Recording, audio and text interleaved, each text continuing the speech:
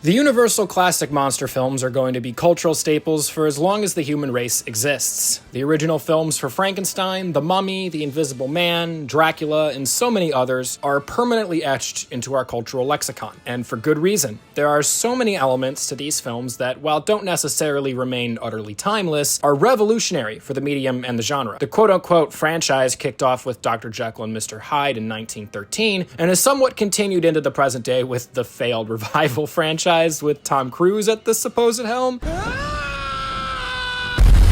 And now the new area of the Epic Universe theme park, which is dedicated to it. Frankenstein remains perhaps the most famous of these original films, and once again, for good technicality reasons. But, like many other adaptations of Shelley's original novel, this film remains frustrating to me in the way it handles the thematics of the narrative. Let's get my praises for the film discussed first, since they're the most obvious things you can probably think of about it. Number one, the film is drop-dead gorgeous. Even by today's standards, the wides in the film are still all-timers and stunningly composed.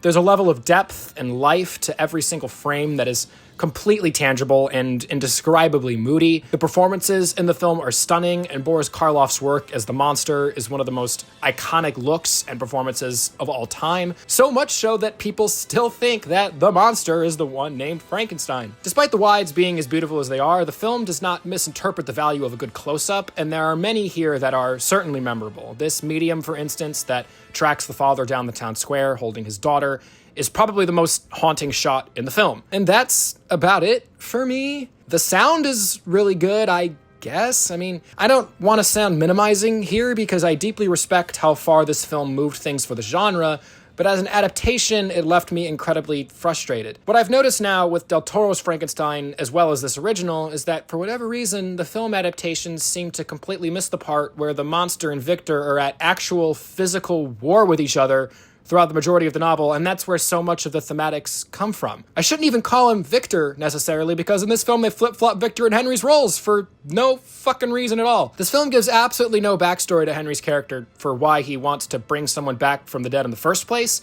He's just some sort of mad scientist, which, not to be a snob about it, is a complete bastardization of his character and his motivations from the novel. I'm trying to think back on the film, and I don't think his mother is even discussed or mentioned one time in this film, which is the whole crux in the novel for why he starts obsessing over death to begin with. Not to mention that the only sense of torment the monster really seems to get in this film when he's first created is from Henry's sidekick, which also negates their relationship in the novel being the crux of the monster's hatred towards humans. He never learns how to speak anything in this film, he never attempts to learn much of anything, and one of the best scenes, if not the best scene in the movie, is the one where he tries to play with that little girl and winds up drowning her. Even though that's not a scene directly from the book, it's one of the only ones that actively shows the monster attempting to engage with humans in a wholesome way and being vilified / stalked for it later on. But even then, I have issues with that because up until this point, and even afterwards, the monster in this film never once has any malicious intent, which makes him largely uninteresting, and the themes of Shelley's novel involving the character are utterly absent, almost.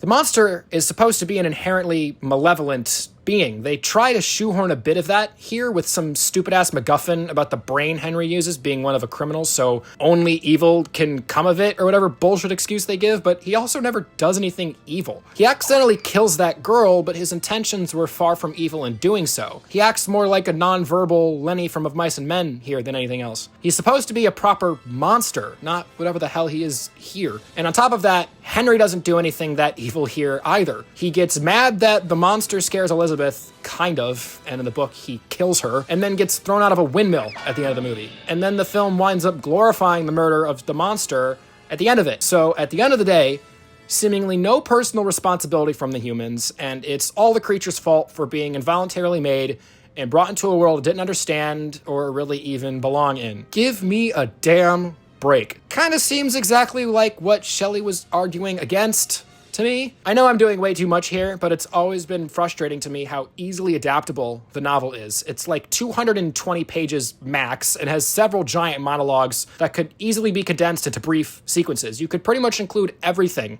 if you condensed it properly, and it would probably be close to perfect. And I'm all for non-loyal adaptations. I think The Shining is the greatest horror film of all time, and it may as well not even be linked to the original novel because it's so astronomically different from it. But that film had legitimate thematic goals that were legitimately different from the novels.